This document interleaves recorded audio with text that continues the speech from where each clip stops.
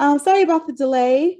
My name is Autumn Cunningham. I am the graduate admissions counselor here in the School of Education at Loyola Marymount University.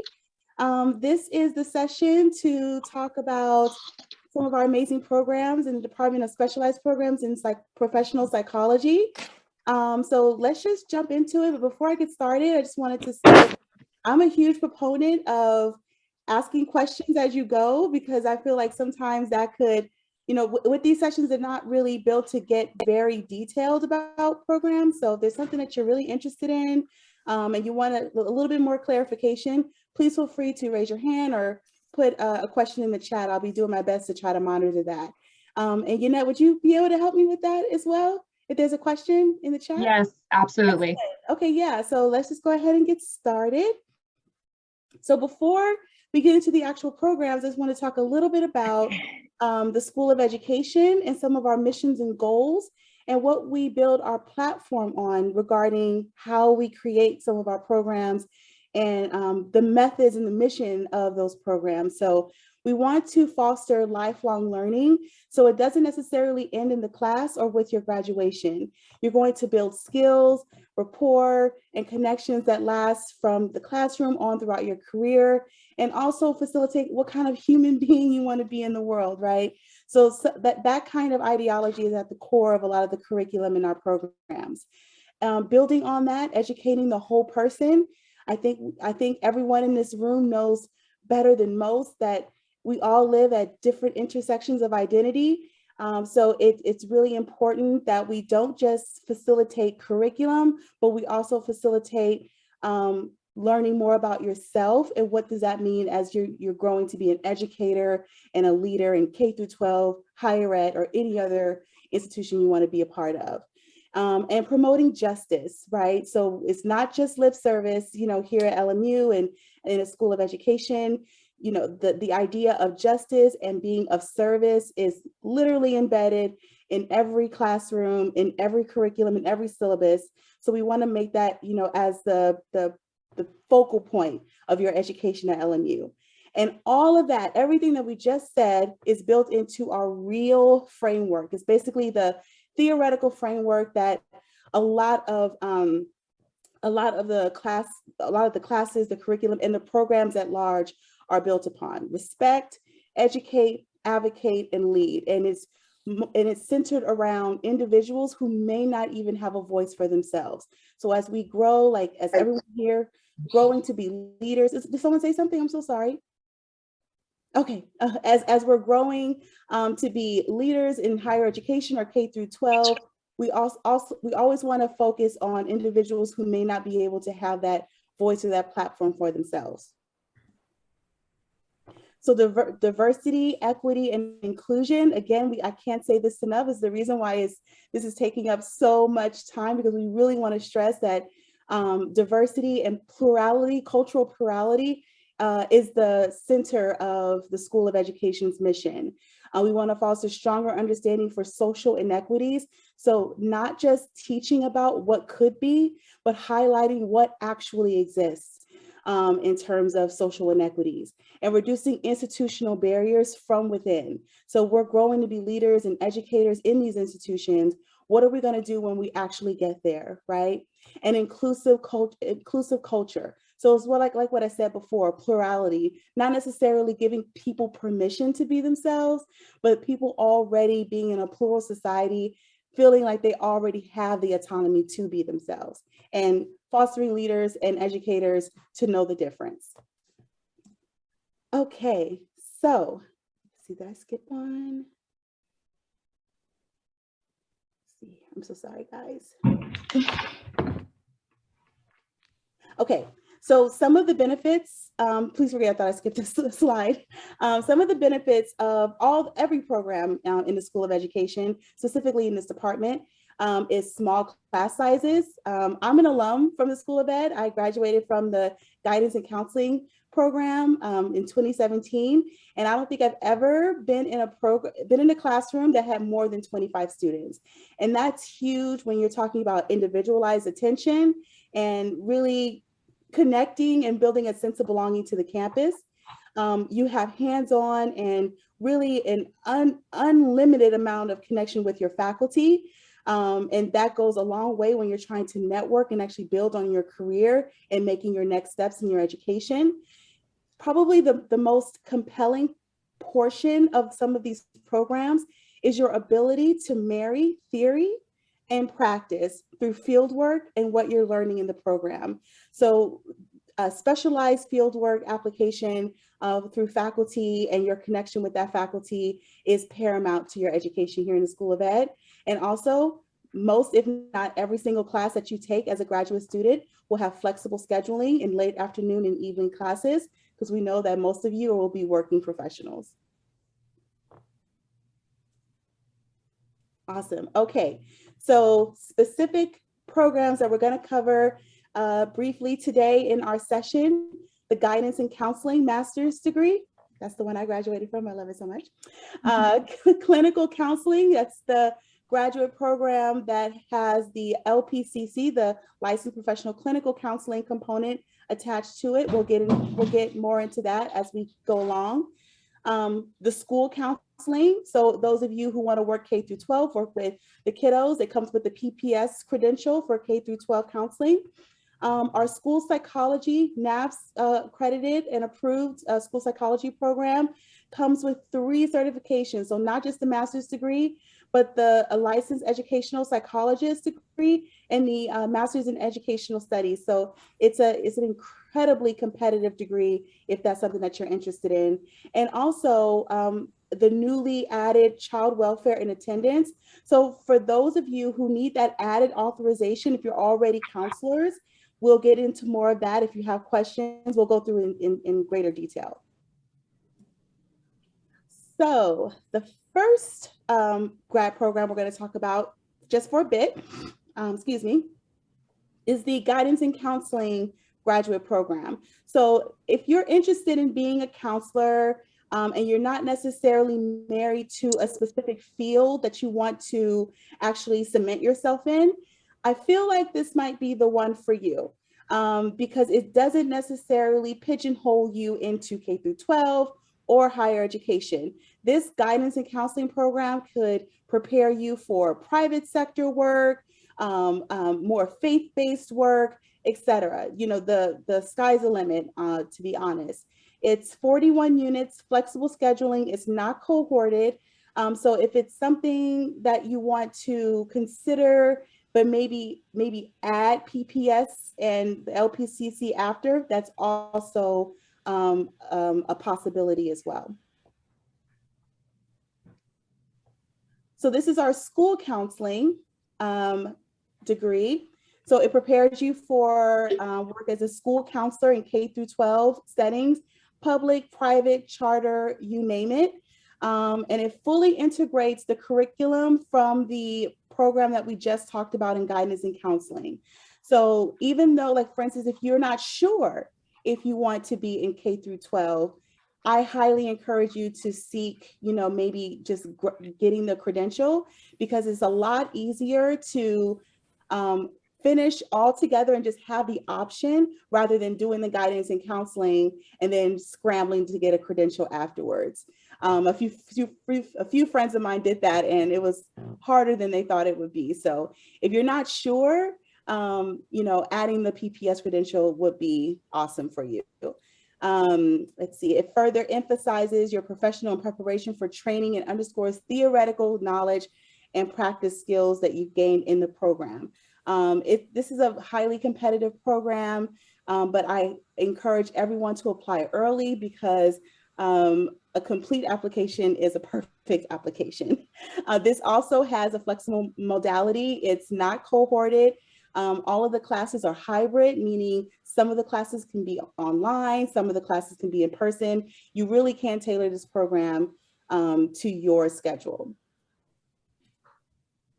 So finally, in the counseling block is our master's in clinical counseling. Now, clinical is italicized because your degree will say master's in counseling, but we want to emphasize the clinical component because with this track, with this counseling degree track, you're able to be eligible for the licensed professional clinical counseling license. So that means after you graduate, if you do everything that's necessary for for attaining the license, like your 3,000 hours of preceptorship, taking and passing your board certifications and exams, you can be eligible as a clinical therapist, counselor, you name it. The sky's the limit. This is an incredible program.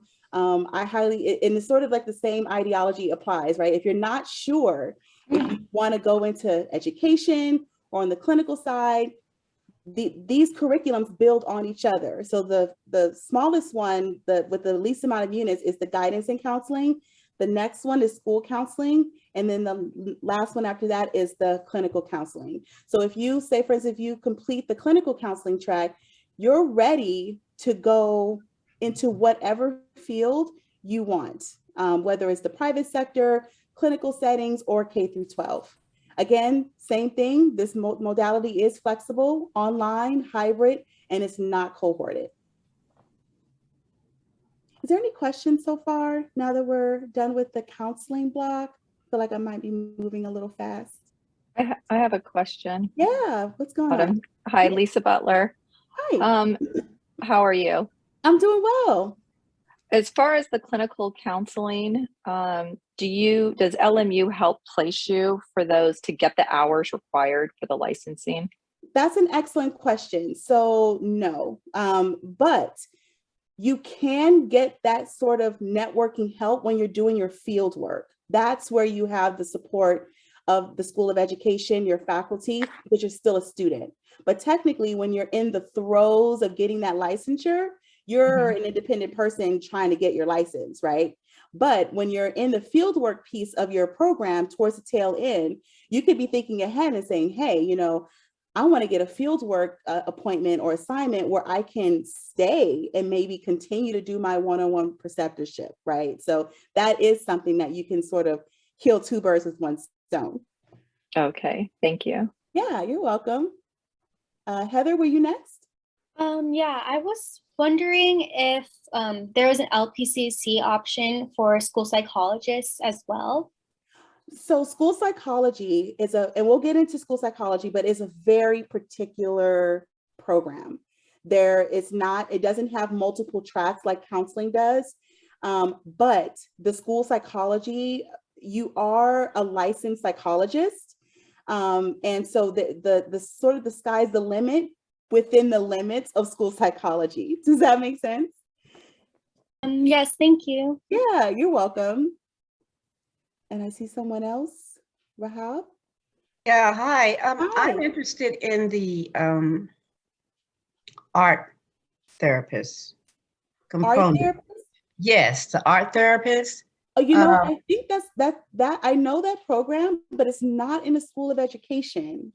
But the psychology is. So where would it go? So it's in a different department. So right now, this department that we're talking about is psychology. Let me get back to you on that, because a student did ask me about that, and it is in a different department. But before we close today, I will send you to the right place. Okay. Thank you. Okay, yeah, thanks. Of course, of course. Lily, did you have a question? Well, just to answer that question, tomorrow there is an art therapy online Zoom thing just like this at 4, I believe. Oh, thank you so much. I forget what college it's in. It may be fine arts. Oh yeah, it's in fine arts. I think it's 4. Okay. Oh. I think so too. I believe we also have art therapy within like the marriage family counseling program. Yes. Yeah. Too. So that's tomorrow. That makes more sense. Yeah. Okay. Now, thank you. You're welcome. You're welcome. Any other questions before we move on? Awesome. Okay. So I'm just sorry, I did have a question. I'm sorry. Oh, no problem. Okay, so I'm sorry. Also, I was in a faculty meeting, so I kind of missed some things. Did you speak on, or did you touch on the CWA, or am I getting ahead of myself? Not yet. That's coming up. Okay. Yeah. Okay. Thank you. No worries. No worries. Thank you guys so much. So we're going to move on. Yeah. Awesome. Okay. So next up, we have school psychology, 63 units. This is a cohort program. Like I said before, it's very specialized. There's not a lot of flexibility in terms of, oh, you could do this, but with this amount of classes and this amount of units, it's very directed. So but it also comes with 3 certifications. So not only do you get the master's in school psychology, you also are a licensed clinical school psychologist, and you also have a master's in educational studies. So it's those 3 components all together, which is why the units are a little bit heavy. Again, it's a cohorted model, but this year they just launched a fully online cohort and a in-person / hybrid cohort. So the in-person / hybrid means like you say, oh yes, I'm in person, but some of your work will still be online. So when you're applying to the program, you have the option of saying, hey, I want to be fully online, or I want to be in person with a little bit of online work. Does anyone have any questions about school psych before we move on? Heather? Yeah. I was wondering if there were going to be multiple cohorts this year, because I believe in the past there were like 2 or 3. So is that something that's going to be happening again? No, there's only 1 cohort. However, this year, since there is a online cohort, they have 2 cohorts. Oh, okay. So there's 1 in person and then 1 online. There's 1 in person and there's 1 online. There's never school psychology. They recruit and they interview and they bring in 1 cohort each year. Okay, thank you. Yeah, you're welcome. Deanna? Hi, so I'm just wondering what the schedule might be like for the hybrid cohort. And also somebody asked in the chat, what exactly is a cohort? Okay, so to answer that question, a cohort, for instance, like if you are applying to begin a program in fall 2022, everyone who has applied for fall 2022 will be together forever like a little family. A cohort is like a little school family. And you guys move through the program all together, taking the same classes, and you all graduate together. Now, when it comes to the particulars, you were asking about the classes, like when the classes will be? Yeah, like how, what parts might be in person and what parts might be online for the hybrid cohort? So that is yet to be determined. Your academic advisor, like once you're admitted, once the semester starts to begin and they actually set classes and learn what faculty is going to teach what, that's when they'll make those kinds of decisions. But it's a little bit too early. Does that answer your question? Yes, thank you. Okay, yeah, no worries. Joshua? Yes, actually, I have an interview this Thursday for this coming up cohort for the summer program. Oh, thank you so much. And I did see a question on here about the COC, Certificate of Clearance, and I did not see that as far as embedded in the application process here, but I did do it for my Azusa Pacific application. So is that applicable? Can I just transfer? So without getting, no worries. So without getting too much into detail about the application, the certificate of clearance is a program requirement, but it's not a requirement for the application. So because you didn't see it on your application materials does not mean that it's not required for the program. So now that you're headed to your interview, knock on wood, you'll be admitted. So once you're admitted, you and your academic advisor can say, hey, what's up with that COC? And you'll be like, oh, I already got it. Here you go. And then that's all. And then you'll be all set. Make sense? Fantastic. Thank you so much. Yeah, you're welcome, Joshua. Who's next? Isabella? This might be too soon too, but I was wondering for the online and hybrid, is it like Zoom meetings for the classes or is it asynchronous or? So in-person hybrid, so like say for instance, you have a class, right? And this is a in-person hybrid and the class meets every Tuesday and Thursday. it's possible that you guys will be on campus on Tuesdays and be online Thursdays. So you have one class where some of your work is online and some of the work is in person. So that's what the hybrid means, right? But again, it's a little bit too early, and your academic advisor and the class schedule will let you know exactly what your schedule is going to look like. And I recognize your name. Congratulations. And Gabriella? Yes, I had a question, Autumn. I'm not sure if you know this or if anyone who's already like knows more about the program, about the CBEST exam. I know a lot. Recently there has been a change of the requirement. Just wanted to know if that is still required within the school psych program to pass the exam. So the CBEST is not required, but basic skills is. Now the CBEST is a way to satisfy your basic skills, but like you said, there's different ways to satisfy that. So I'm gonna put my email and everything towards the end. If you want to know the specifics of that, we could talk at length about how one can satisfy their basic skills. And that goes for everybody else in the Zoom. Okay, thank you. Yeah, you're welcome. Any other questions? Heather Joy? Sorry, I had one more question. No worries. I also have my interview this week as well, like Joshua, and I was wondering if we were to get accepted this month, I guess, how would they determine who's going to be in person and who's going to be hybrid? Like, would I be able to choose, or you'll be able to choose your preference?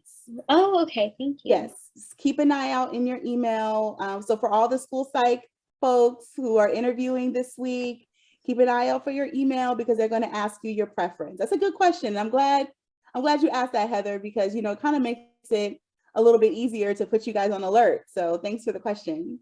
Any other questions? All right, so we can move on. Thank you, school psych. So now we're on to our child welfare and attendance 9-unit authorization. So this program is really special because it's one of the only authorizations in California that enables you to complete this CWA authorization without getting a whole other master's degree. So it's really special, and for my fellow counselors out there who's looking to complete this authorization. The courses are not offered in the summer, so it's fall and spring. Some people satisfy all 9 units in one semester. Some break it up into 2. This is not a cohorted model either. It's very flexible. They're hybrid courses. You basically choose this as you go. So is there any questions specifically about the CWA? Someone had asked the question earlier. So that was me. I think I was the one with the question. When I first started looking for the program, I thought there was something about the summer. So did it used to be a summer and you guys took it away, but I know, like, I want to say the class starts in May, right?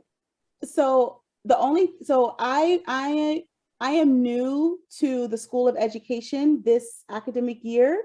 I'm not aware of what they did last year in terms of when they are able to start students for the CWA program.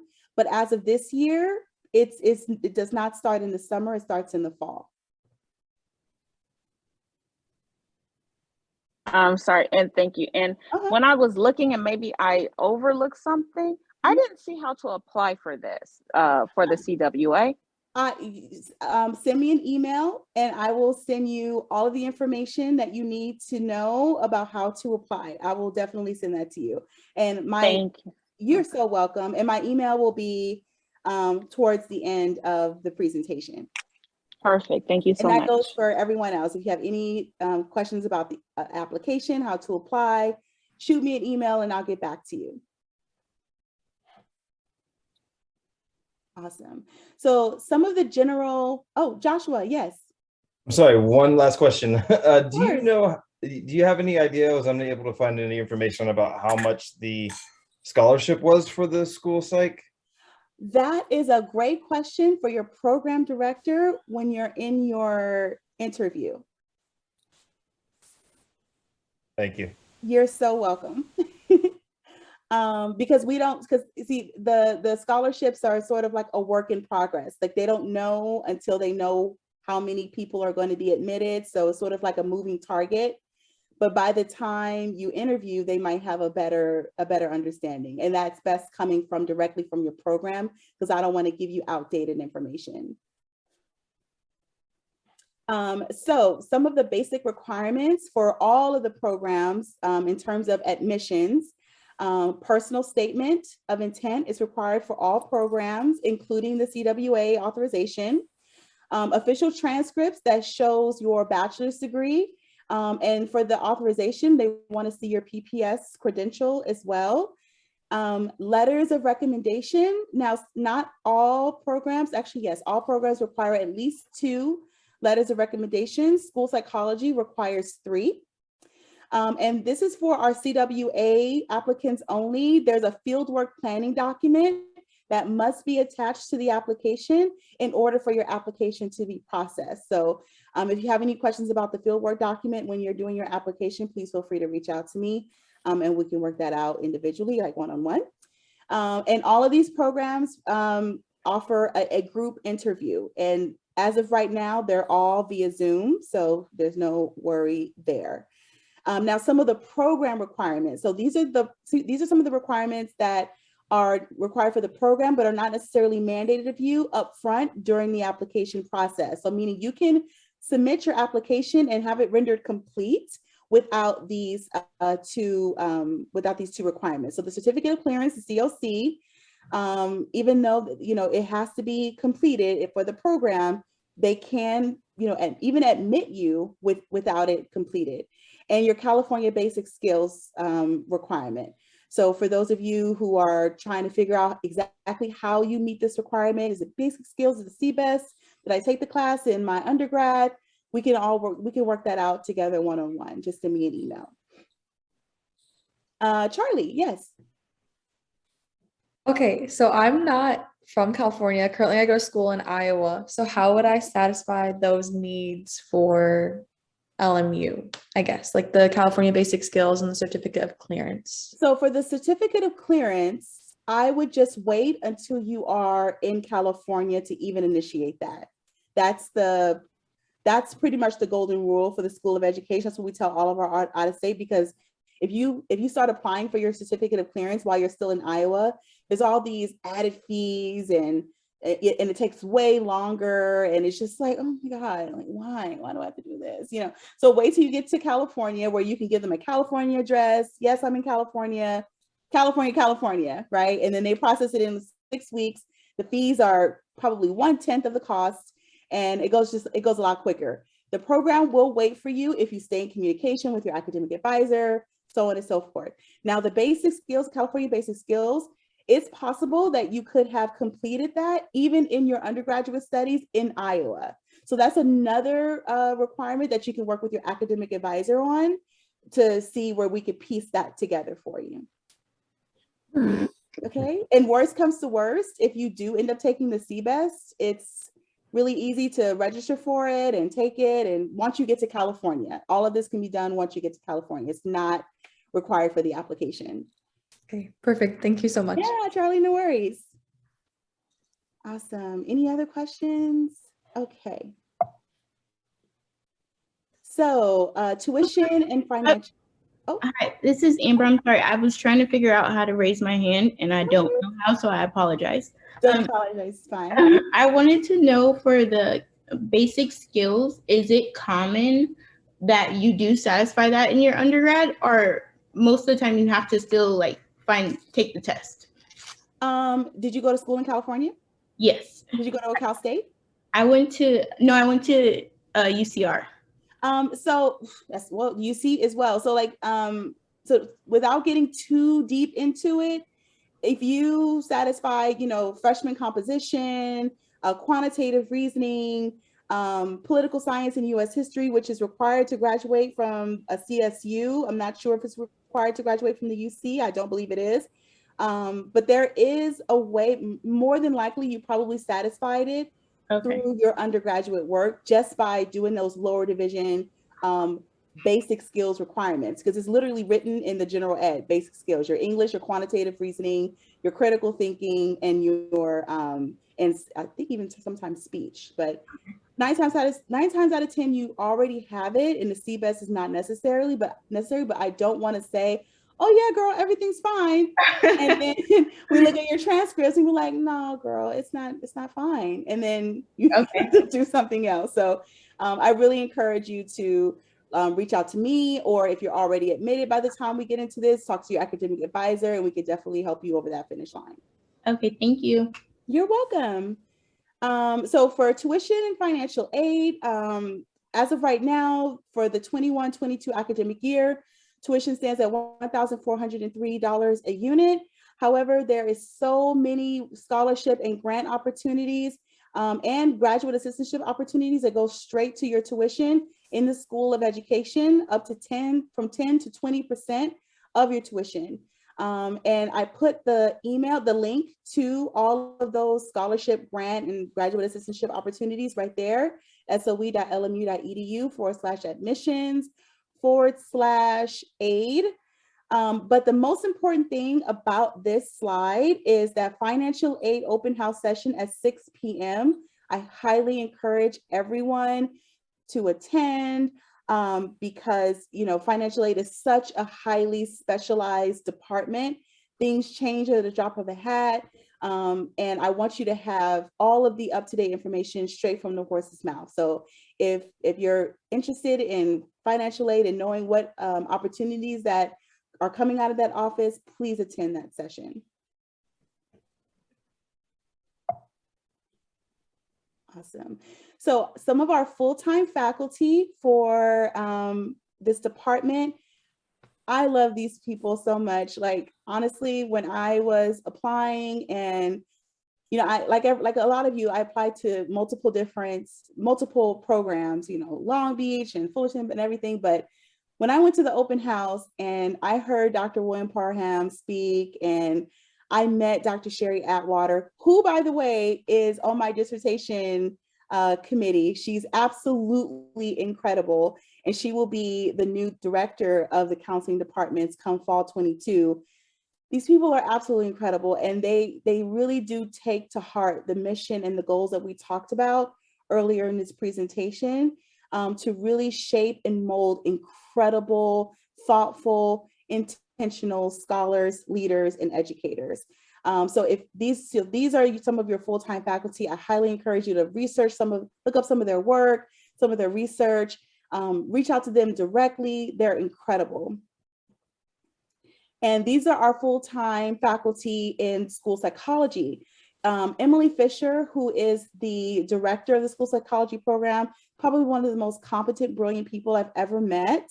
So, you know, if you're a school psychology applicant or candidate, those of you who are, you know, in line to interview this week, I applaud you. You're in such amazing good hands. I've met all 4 of these faculty members today when we were preparing for the interviews. They're incredible. So, you know, good luck in your interviews, that you are in such good hands. And these are incredibly brilliant people. And these are some of our part-time faculty that teach in school psychology and in the counseling and in CWA programs, across programs. So you can research some of their names and some of their work and get to know them. But chances are you will see one or several as you move through any one of these graduate programs. So these are some of the upcoming specialized info sessions. So there's one for the counseling department coming up March 16th and on April 6th. And also also 2 for the CWA, one on March 15th at 4 and one April 12th. So the reason why I highly encourage you to attend these info sessions, because you see today we had so much to cover. We didn't really get to all of the details about the classes, specifically the curriculum, the syllabus, even who the faculty really are. And in these info sessions, you have the opportunity to speak to the program director, existing faculty in the program, and sometimes, more often than not, current students will come to the info sessions and give you their opinion and their insight on the program and offer you guidance. So it's an incredibly rewarding hour to spend trying to figure out where you fit in one of these programs in the School of Ed.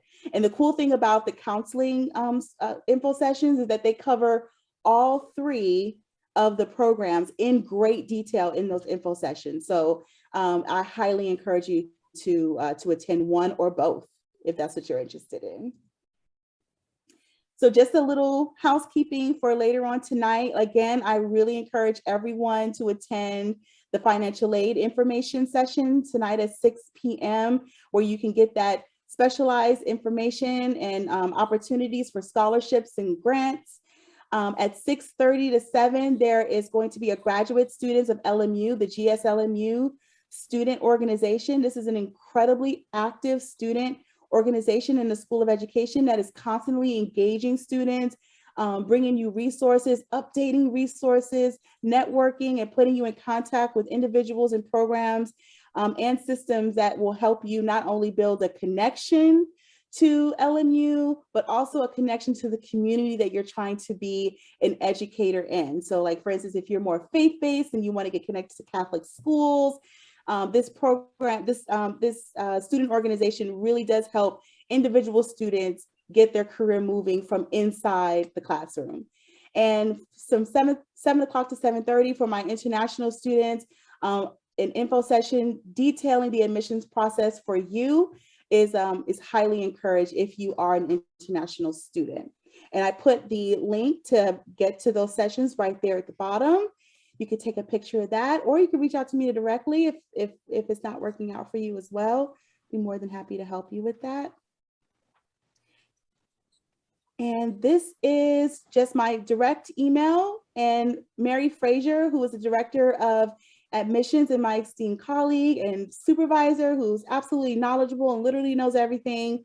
If you have any questions about the admissions process, what to do next, how do I apply, is my application complete, what does it take to complete my application, you can email me directly. You can always email SOE info if you sort of lose my email or Mary's email, because I check SOE info, but if you want to get a quicker response and have a one-on-one conversation with me, please feel free to email me directly. So that is the end of my formal presentation, but we are here until 5. Right, Yannette? We're here until 5, right? Yes, that's correct. Okay, awesome. So I am more than willing to answer questions for the next 20 minutes or so. If you have any, thank you. You're never putting my email in the chat. Thank you. What are application deadlines? So for each program, application deadlines are different. So if you're curious, send me a direct email and I will answer all of that, because I want to be able to send you like, hey, if you want to go for fall, these are the deadlines. If you want to go to spring, these are deadlines. And also some programs admit for summer. So here's the deadlines, right? So please email me directly if you have specific questions like that, and I will send you all the information that you need. Let's see. Where will we be able to see the recording of this presentation? Yes, so all of the recordings of the presentations from Monday through Wednesday, every single one will be live on YouTube. I'm aiming for no later than this Friday if we can edit quickly enough, but definitely next week. And we will also have emails sent out for those, so you can look out for that too. Thank you, Yannette. I was not able to register for the financial aid session. Does anyone have the registration link to share? Yes, I can put that in the chat for you guys. Thank you, Yannette. Thank you. I just want to confirm, is the GRE no longer required and or accepted for the application for school psych? Excellent program. As of right now, for this academic year, the GRE is not required. And even though school psychology is interviewing this week, they are accepting applications through the end of March. So if you want to get your application in and sort of fall in line with that fall 2022, we don't need a GRE vibe, please put in your application as soon as possible, because If there's room, they'll do a second round of interviews. I'm not sure when, because they haven't really nailed that down yet. But they'll do a second round of interviews and admit for the coming cohort. Let's see. Oh, thank you, Yanette. I have to get ready to go to work now. Okay. Are all application updates decision communicated through email? Yes, all through email. Yes. So yes, I believe the financial aid will be, all sessions will be recorded. And Yes, that's correct. Yes. Let's see. Can you work while in the clinical psychology program? So I tend to stay away from speaking for the program, but from what I hear, the answer is no, because the program is cohorted and there is a very intense fieldwork component with the program. So you cannot work full-time because the fieldwork component requires you to be full-time for a certain amount of time.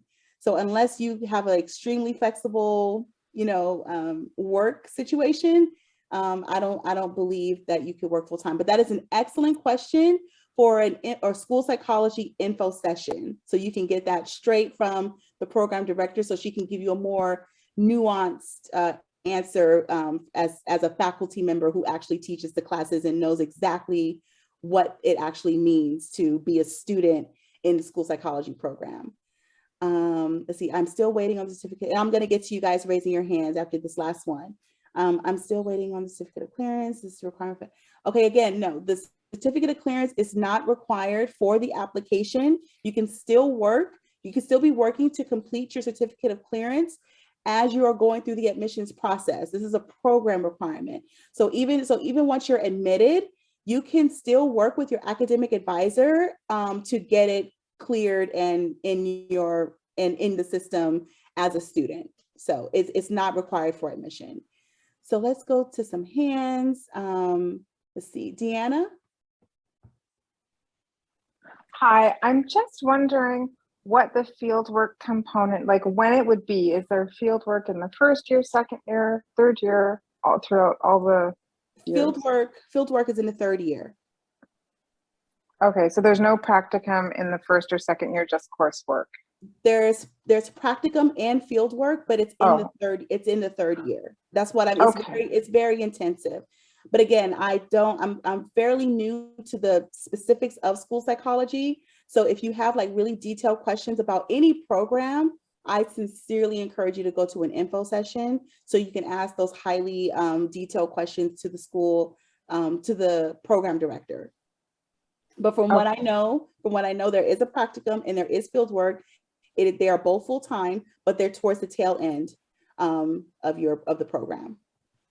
Okay, do you know when those info sessions would be? Yes, I will put it back up for you. Actually, let me just give you the link. Actually, give me one second. I'm gonna get you guys the link to all of the info sessions, including school psychology.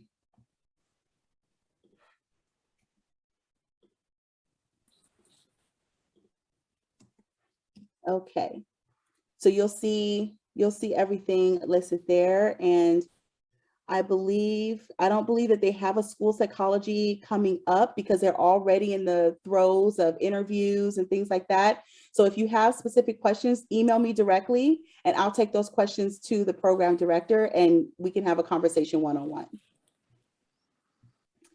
Gabriella? Yes, as you mentioned earlier, they're still accepting applications for the school psych program. Just wanted to know, when turning it in, will it still be able to turn in since it's past the deadline? Or was there, oh yeah, okay. Yes, you can still submit it. It will still submit. Okay. Yeah. And you'll get an email from me saying, hey, thank you so much. And I'm gonna send it over, but nothing's promised, something like that. Alexa? Alexa? Okay, we'll come back to Alexa. Charlie? Okay, so I just have another question on the application. So since I'm still currently in college, will they accept unofficial transcripts until I get my official transcripts in May after I graduate? Yes, absolutely. So and what program are you talking about right now? School counseling. School counseling.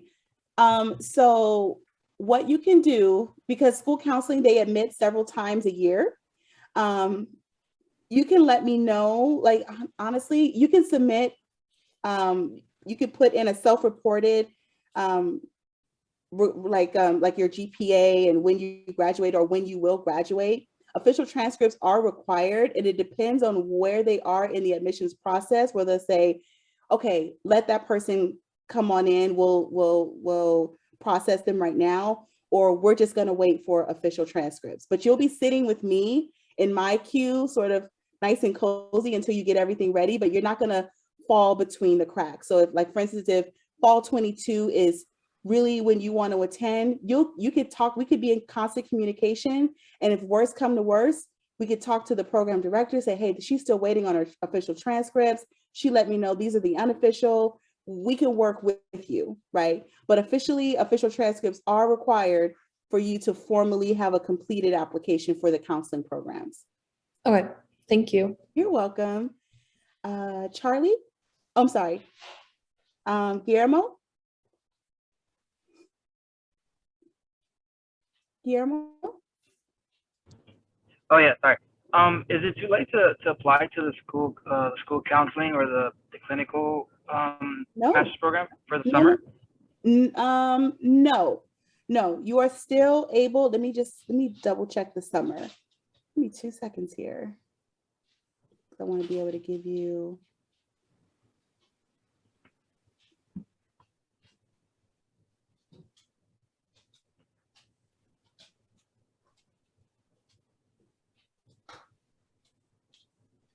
And also, I don't know if you can answer this question, but out of both those different I guess master programs, is there one that's more competitive than the other, like to get into, or are they both kind of like balanced at the same? You mean are you talking about the counseling programs? Guillermo, are you talking about counseling? I'm sorry, can you repeat that? I lost signal, sorry. Yeah, the school counseling and counseling. One is not more competitive than the other. They all have the same requirements for admission. So if you want to begin in the summer session, March 15th is the deadline.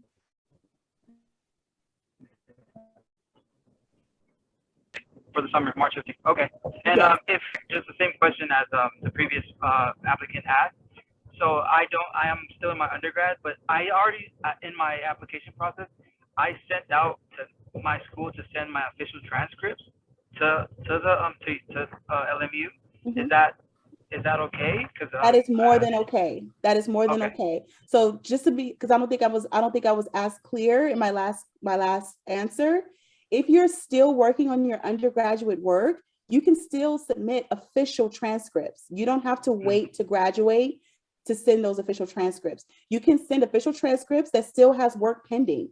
And we can just look at your current work as it is and say your expected graduation time is X, Y, and Z.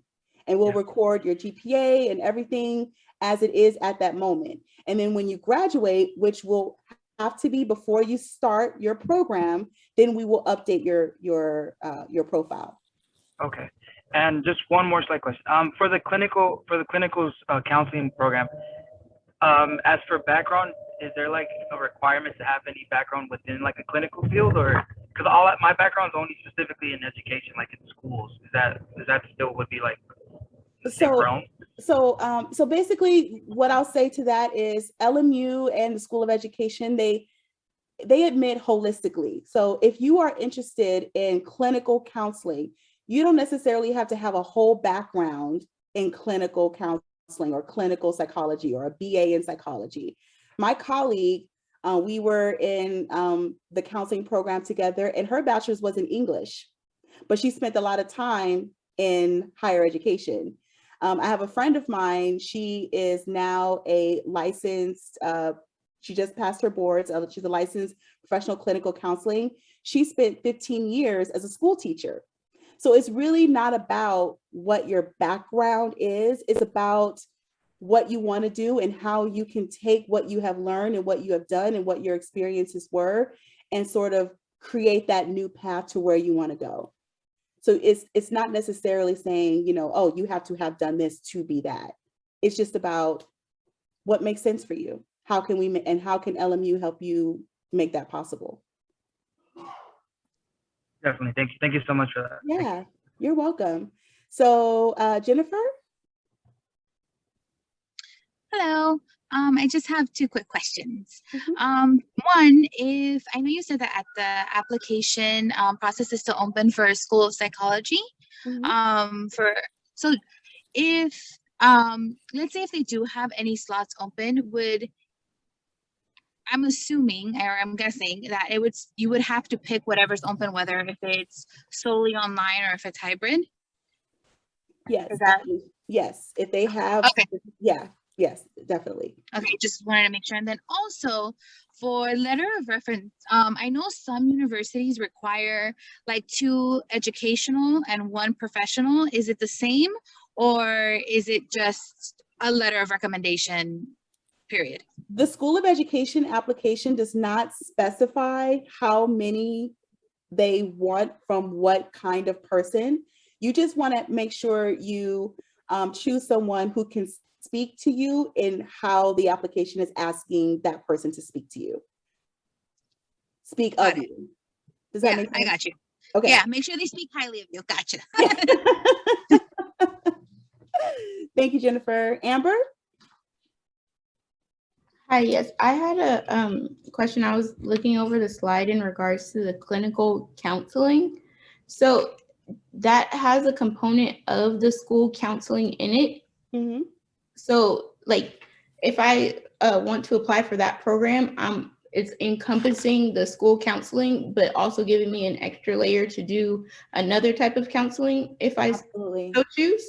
Absolutely, yes. Okay. So if you go for the 60-unit Master's in Counseling, it also comes with a PPS credential. So when you graduate, you can say, do I want to, you don't even have to work towards the PPS credential. The classes that you take solidifies your PPS credential. But when you graduate, you'll have to work towards licensure for your LPCC. Okay. Alexa, does that answer your question, Amber? Yes, thank you. You're welcome. Alexa? Hi, I was just curious. My Catholic faith is very important to me. That's why I'm looking into this school. So I was just curious, does that play any part in the program at all, or? So with these programs, the Catholic faith is not intentionally integrated to the amount where you can sort of see it manifested in the curriculum. But if that's something that you want, the Master's in Educational Leadership has a very intentional faith-based component embedded in the master's program. And that is an incredible I'm actually presenting on that at 5 o'clock. And that is a really incredible program where you can tailor your graduate degree to sort of meet what you need in terms of your Catholic faith. But these programs specifically do not intentionally marry faith components with theory and practice. Thank you. You're welcome, Alexa. So in the interest of time, because we have another workshop at 5, another session at 5, is there any more questions that I can answer in the next 1 to 2 minutes? Hi, Anna. My name is Marlene. Hi, Marlene. I received your email before before this info session, and I just replied back to your email, but I was wondering about the interviews that are taking place this week. If there was a spot that would open up, would I be notified like the day of, or like the day before? I forwarded your file to the program director. So she's going to let me know what's what, and then I will let you know as soon as I know. Okay, cool. I just want to make sure, like, I'm telling my employer, like, hey, like, I Oh, should yes. just let them know ahead of time right now and kind of tell them, like, I No, might have to leave. No worries. Okay. Thank you so Absolutely. much. As soon as I know something, you'll know something. Awesome. Thank you. Okay, Thank you you're for welcome. thank you for the information. I really appreciate it. Have a great day. You too. Bye. Thank you. Bye. Okay, everyone, if there's no more questions, I'll let you all go. And thank you so much for coming. Please email me directly if you have any questions about anything that we talked about in terms of admissions or the application. I'll be more than happy to help you out.